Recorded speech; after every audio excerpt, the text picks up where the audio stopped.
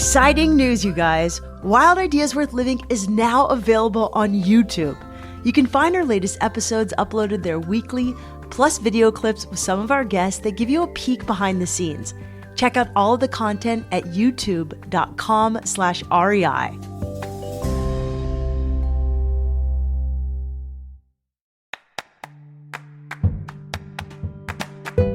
Alexi Pappas is one of the most multifaceted athletes I've ever met. She's a professional runner, an author, a champion for mental health, a guide runner for blind athletes, a filmmaker, and an entrepreneur.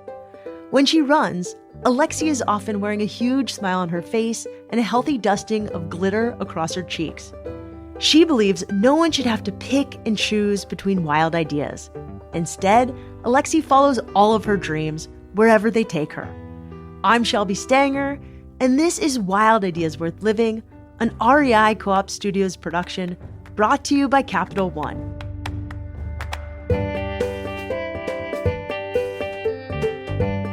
Alexi Pappas, welcome to Wild Ideas Worth Living. I'm so excited to talk to you. Thank you for having me. I think we should go back in time and tell people a little bit about your badass running background. Can you just give us like a quick and dirty bio of your running? Yeah, sure. So my dad put me in sports since I was like 4 years old. So soccer, basketball, softball, gymnastics, running was the strength in all of them. It was very clear. I was like, could steal bases faster than anybody in softball and things like that. And so running was a thing that I knew I was destined and doomed to do. And I ran freshman, sophomore year of high school, and I was one of the best in California. I also wanted to play soccer and do student government and all this stuff. And I went to a private school, and the rules were whatever the school wanted. And my coach loved the fast girl on the team who was 2 years older than me. And she did not like that I was playing soccer and still beating her in races because I wasn't at every single running practice because I was playing soccer. So she complained and they kicked everybody off the team who was not just running, who missed any practices for running. And I was 16. I was like a little sprout, you know what I mean? I was curious and I was good. And I was mad that I wasn't allowed to do more than one thing because I felt that there were guys at the high school that were playing basketball and baseball or, they were dual sport athletes. And I felt like a bad kid. So I didn't run for junior and senior year of high school. And that felt unfair then.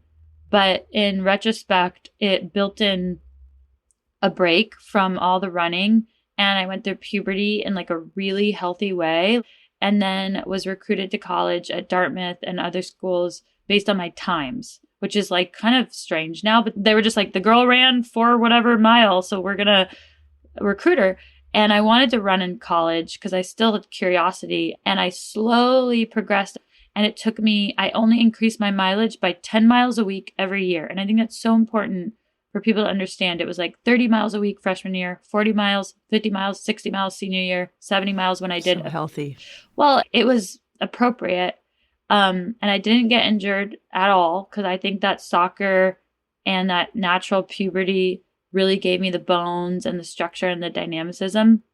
And then I finally got to be, a national. I was like third in the country by the time I was a senior at Dartmouth, and then did a fifth year at Oregon. And we won a bunch of national titles together. And then I joined a professional team, which was a new world for me. A Nike team in Oregon, and I trained and I ran in the 2016 Olympics. I'm dual citizen. I ran for Greece. I broke a national record and loved it. It was an amazing experience.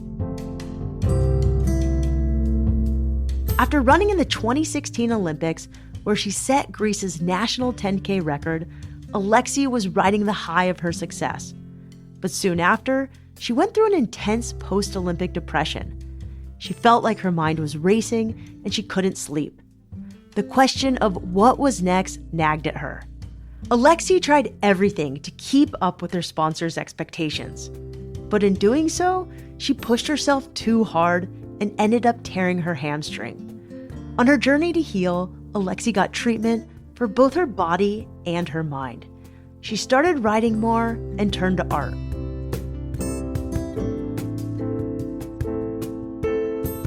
What advice do you have to people who, are on the other side of a peak experience and it doesn't feel very good or graceful? I mean, I think the real thing here is just recognizing that any peak in our life is a mountaintop, right? So you climb, you get to the mountaintop. It is whatever it is, however wonderful or barren, but it's not a cliff. It's a mountain, and there's another side to it. And that's the part that we're so unprepared for, because if somebody were to tell us there's another side to it, we would not be able to focus on getting to the peak in the first place. And so I think rather than jump right to the next activity or whatever I found next, what would have helped me tremendously is to just recognize that the mountain is not complete until I get down the mountain. There's rock climbers can tell you better than I can that the descent is more dangerous than the ascent. I think people who have just peaked in some way or went through a big thing should just accept that the decompression is a chapter of the dream itself, right? So to, mentally accept the kind of melancholy. It starts as a melancholy, right? Because it's so beautiful to even chase anything in the first place or go through something and hopefully it's melancholic, not just straight bad afterwards. But so to expect it and then to build in a period of time afterwards where we don't ask ourselves the question, what's next? And if somebody asks you, as is often done, don't answer that question. Just don't, because we can't necessarily stop people from asking it, but just refuse to answer it and say, I don't know. I'm decompressing right now from this experience. Bye. I wish I talked to you 6 months ago, because after I was done writing a book, everybody's like, what's next? What's next? What's your next book? I'm like, I just am going to lie on a beach and do nothing. That's the right thing to do. And people did not like that answer. People were really uncomfortable. And I was like, I don't know. And it's a depletion. It's not just a feeling. And so people just have to also look, I think to just try and get a little bit more neutral on wins and losses is a big growth that I've been pushing myself toward, because some people might be affected in their aftermath of their peak by the result of the peak. There's there's going to be a kind of a little dip no matter what. You'll be okay. And if you're not, if you need help, get help and all this stuff. But what about the result itself?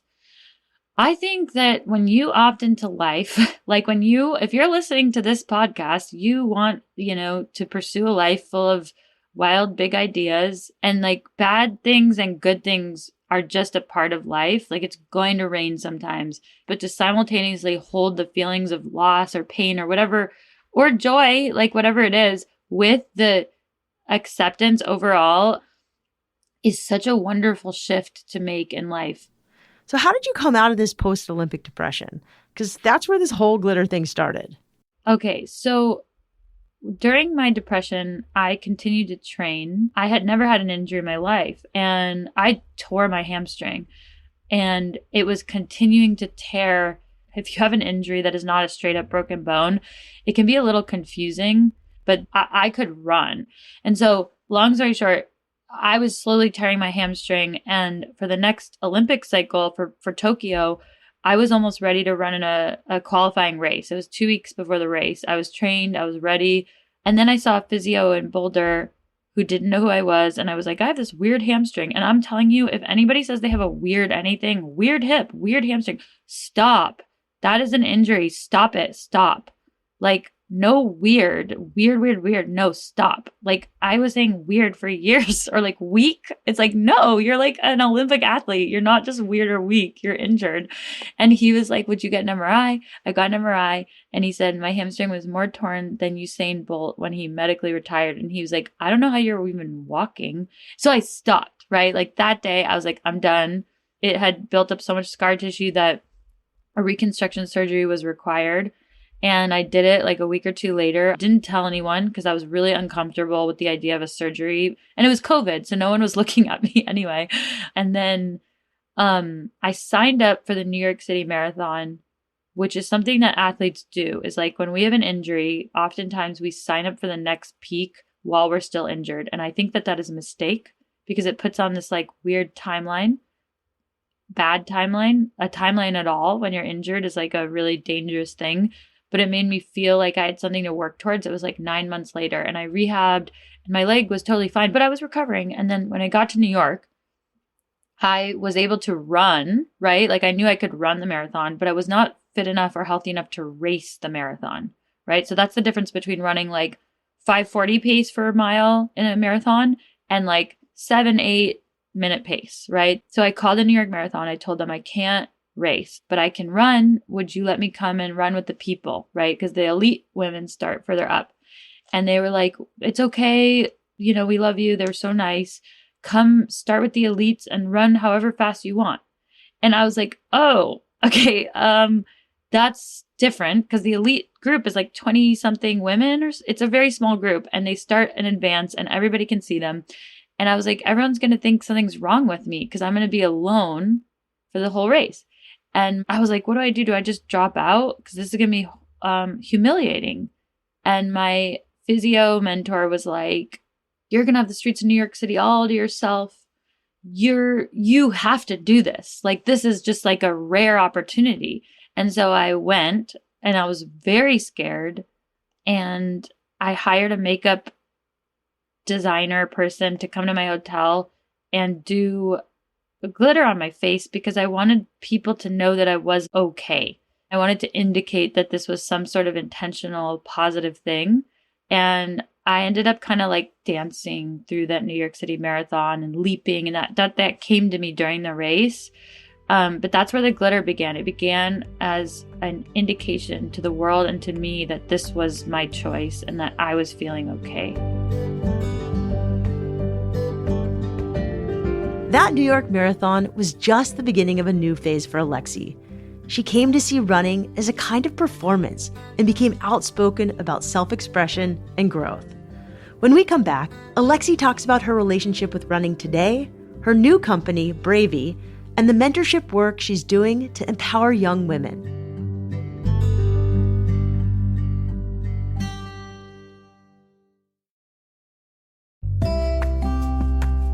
The REI Co-op MasterCard turns everyday spending into limitless possibilities by offering benefits and rewards that support your love of the outdoors. The REI Co-op MasterCard is only available to members, taking your membership even further by offering 5% rewards on every purchase at REI, on top of your 10% co-op member rewards on full price purchases. To top it all off, you can now see if you're pre-approved for the REI Co-op MasterCard with no risk to your credit score. See if you're pre-approved for the REI Co-op MasterCard today. Visit rei.com/MasterCard-podcast to learn more about these benefits and to apply. That's rei.com/MasterCard-podcast. Terms apply.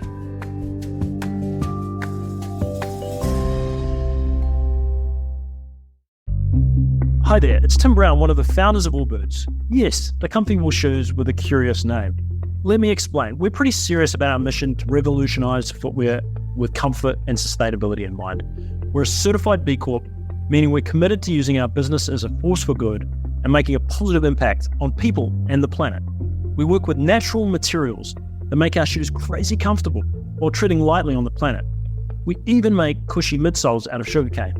It's called Sweet Foam. Not for eating though, definitely don't do that. We're dedicated to reducing our carbon footprint and constantly improving our environmental practices. From renewable energy to recycled packaging, we're all in. You can find our shoes at REI, a company that shares our obsession with nature. Check us out at rei.com. Please do not eat the Sweet Foam. Alexi Pappas is a professional athlete, actor, writer, and entrepreneur. After competing on the global stage, Alexi's struggles with mental health and injuries led her to explore her more artistic side. She is now an award-winning filmmaker, actress, director, and writer. But of course, she still finds time to run. It just looks a little different than it used to. These days, Alexi runs as a way to connect with nature, and she's also a guide runner for para-athlete Lisa Thompson. What does running look like for you today? Okay, so I run on mostly trails most days, but I also have periods of time where I can't run. Like I froze my eggs in December, which I'm really happy about, but it really rocked my body. And so I guess the truth about my running is that when I'm up and running, I'm running every day. I probably run 4 to 13 miles in any given day. I love running. Like, it's my favorite way to move. It's my favorite way to see the world. It's my favorite way to socialize. And then I go to these races and run, not at the paces that I used to race, but I'm out there and I do better because there's other people around. I'm like a tank. Like, I can't go super quick unless I train hard, but I can just go forever. And that I'm very grateful for I'm like, oh, body, you're just like, thank you, body. Like, thank you for just taking me with you. Gratitude. It's huge. I want to switch gears because I listened to you on another podcast talk about guiding blind runners. And we've had on a blind runner and his guide, Jerome Avery and David Brown. And they were fascinating. Like, guiding a runner is really hard, and running blind seems challenging incredibly. I'm curious what this experience has been like. Yeah, guiding is amazing. So when you're a guide, you're not neutral. You're either going to help your athlete, your teammate, or you're going to limit them because you're so intimately connected, literally. Lisa's the person I've guided most. We actually just ran next to each other and held hands for the first couple times we ran. And then we discovered the real benefit of using a tether. We use a handheld tether, which I much prefer in running to a waist tether. And I can tell people why, because I know, because we did a para-triathlon last year. We did 2. We went to the nationals, which is a whole other thing because I had to learn how to cycle and to swim. I'm not necessarily good at those sports, but I'm learning. But oftentimes in the triathlon, they use waist tethers. And I really think for running, the hand tether is better because you can use tension to communicate. You are responsible for their safety. You're responsible for their pace. You're responsible for their fluids and nutrition. And you're also their team captain out there trying to share with them what they can't see. So entertaining them. I mean, it's like 4 hours or whatever of a marathon, and people are running by in costumes at Boston, or there's cool houses and all this stuff. So you're also like an audiobook. But most of all, you're a team captain, and it's not about you. Like, it's about your teammate. And I think for me, what's been so beautiful is trying to be competitive on somebody else's behalf and to always prioritize her and to help her be her best self. I love that. And are you actually really starting a glitter company? Is this real?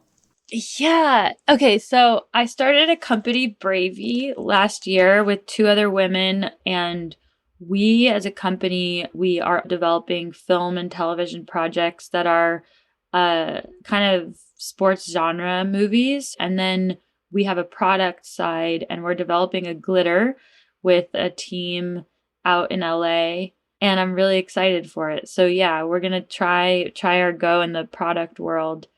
And I'm excited. I'm tickled by it, I guess. There's some things in life that you're like, this is what I was meant to do. I need to drive towards this. And then there's some things that just tickle you. And I think making the glitter is just ticklish to me. Bravey, the name of Alexi's company, is also the title of her memoir that came out in 2023. She even has an adapted version specifically for young readers. In the books, Alexi tells her story and encourages young women to dream big. She's also launching a podcast called The Mentor Buffet to share insights from the mentors who have shaped her. Your new podcast is about mentorship, and I'm really curious about the role mentorship has played in your own life. Yeah. I mean, I think mentorship starts as a thing that maybe you're passively handed, right? But it can be a two-way street. So when I was younger, I was always like, how am I going to be like a person that I want to be if I don't know how to do that? And, didn't have a mom growing up and didn't have a lot of close access to even female athletes or the performer types because I have that in me. And so I just started reaching up. So reaching for that mentorship. And it was either in a real life context, right? Through coaches and people I could touch and access, or it was imagining that I was being mentored by things I could access remotely, like books and magazines at the time, now podcasts, audiobooks. You've also become this kind of like iconic mentor to sort of a younger generation of females. You're really different. Like you act and you compete at the highest level in running. Like you've had films that I watched on Netflix and a book that's a bestseller. I'm just really curious, like how being a mentor now to young women has become really important to you as well, and kind of the reaction. Yeah, well, it's interesting. There's some programs where you like formally become a mentor, right? Like if you're, I don't know, on my podcast, I talked to someone who was a lawyer before, and they have like formal mentors that are assigned to them. So like there are worlds and avenues where you can be like a mentor, right? But then there's just being a role model, I guess, and maybe having influence. And I think a good mentor is someone who is living the way that someone might want to be living, but also is someone who can uniquely communicate to someone something that will help them grow. And sometimes it's active, right? You select your words, you're trying to mentor, you're trying to help. And sometimes it's passive, right? Like for me to think someone is a mentor to me who's never met me means that for some reason they're communicating to me and it speaks to me. And so for me as a mentor to other people, I'm just trying to live the most saturated version of myself and not hurt anyone. And by being that, it is helping some people, right? And it's a responsibility. Like, I think you have to be like a little bit beyond what you're helping other people to do. And then balancing that for yourself can be challenging because you have to keep growing.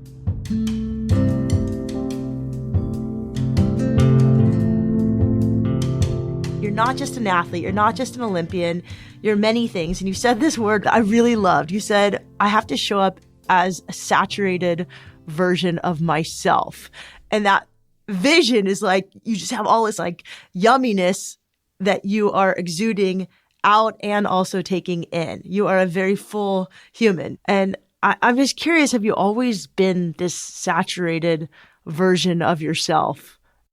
No. I mean, yes, in parts of me, but when we talk about like the saturated self, there was a time, I mean, when I was little, like I just wanted to be like all these other girls. I would like pluck my eyebrows like them and try to do my hair like them. And then when I ran for Nike, I wanted to be like the Nike kid for a while, right? So certainly I was like a saturated human, but it wasn't necessarily me. It just was a thing I decided to survive. I wanted to thrive. I wanted to fit in. So my true self would only come out when I was like extremely safe and nothing was like at risk. So my arts actually, like acting, felt sort of true self to me back then because it was pretty safe to just go out there and be myself. And so like I had some artistic pursuits. And when you're running, you know, like at your best, you kind of have to be your true self because to really get the most out of you, like when you're actually competing, that's your true self too, I think. But the more I've grown, the more I've tried to create environments where I feel safer and safer being my true self and seeing where that takes me. And sometimes it doesn't work. Like my true self is not going to work for everyone, but it will work for some people. And I think what people learn in life is that you accelerate your life by being the saturated version of yourself. You start to find the people and the communities that do accept you. And I don't know if people understand me or not, but I think I'm like getting there with building a house that I can live in, metaphorically, you know? The way you have with words and describing things is really unique. Did you study like poetry, English in college? Yeah, I would say my number one, the thing I'm meant to do most in this world is write. And I studied poetry at Dartmouth, and I won every single writing award that school had. And the only reason why that was important is because those grants paid for my Olympic training. And I remember when I won those writing grants, I was like, all right, now I can pay for gas for the next 2 years while I train for the Olympics. Like, it was genuinely like, I don't care about accolades. I just want to like chase my dreams. And so, yeah, I'm a writer, and I have some really exciting writing projects that I'm working on right now, like a play, and I have a movie project that I can't talk about yet, but it's going to be really, really special. And I'm writing a new book with Random House about change. So writing is where, and that's why social media is a little stressful for me, because my primary work is not being an influencer on social media. My primary work is being out there in the world, guiding, running races, writing, doing podcasts, right? Just like you. And yet the social media can be so weird because it's part of our work, but it doesn't feel like what I was meant to do on this planet. It just is this like supplementary piece to share with the world, and I'm still figuring that part out.